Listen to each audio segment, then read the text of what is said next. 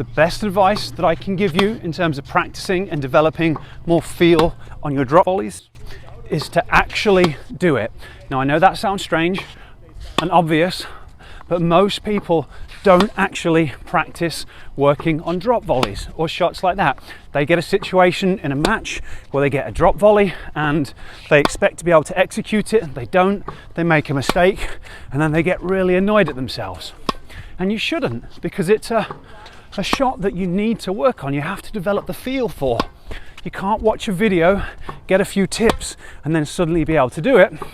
You have to practice it. You have to do repetitions to work out, okay, how, tight do I need to hold my grip? How much tension do I have in my hand? How much slice do I need to put on it? Do I need to really chop down, or do I just soften my hands and just let it hit my racket and clear the net? And that's exactly what I'm doing here. Now I'm naturally a right-handed player, but I'm relearning to play left-handed because I injured myself in a mountain bike crash. And for the first 2-3 years, I just focused on the basics: forehand, backhand, serve, and regular volleys, because I needed to develop those first. They're more important.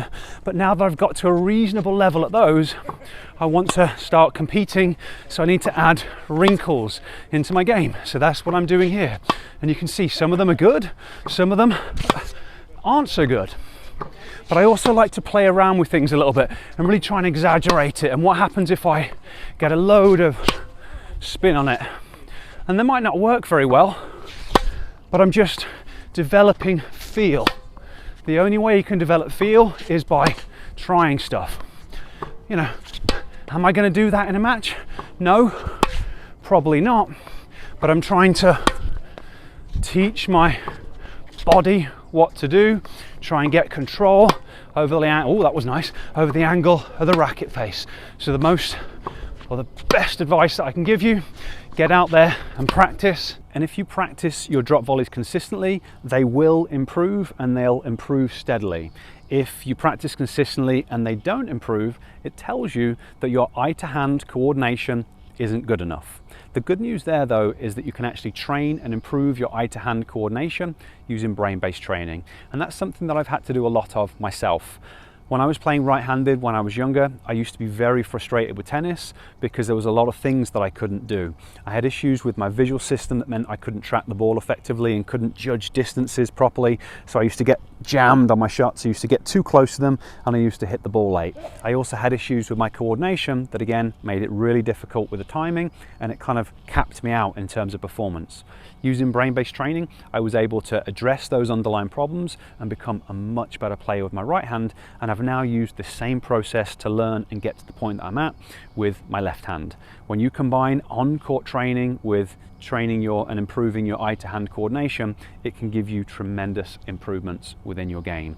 Now, instead of going into detail about how to do the training here, I've created a class that's going to teach you all about it. So it's going to lay out the exact steps that I've used to get to this point that I have with my left hand. So I'll leave a link to that class in the description so that you can check that out if you would like to.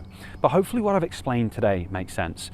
Any shot that you want to develop, you have to practice it specifically. They're all unique, and some shots, they seem very simple, but they're actually quite tricky, and the drop volley is one of those shots. So it's about dedicating enough time to practicing it in order for it to improve. Now the hard part there is, most people only have access to so much court time and they've only got so much time available.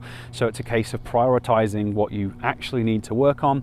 And if drop volleys are the thing that you need to work on, then awesome, do it. But if it's not a major part of your game, you need to focus on the other stuff that's actually holding you back and just accept it and just maybe make better decisions, and don't go for crazy drop volleys when you don't need to, and instead play a shot that you can execute more consistently. Okay, hopefully that will make sense. Any questions or comments about today's video, I would love you to leave them down below, and I'll catch you next time.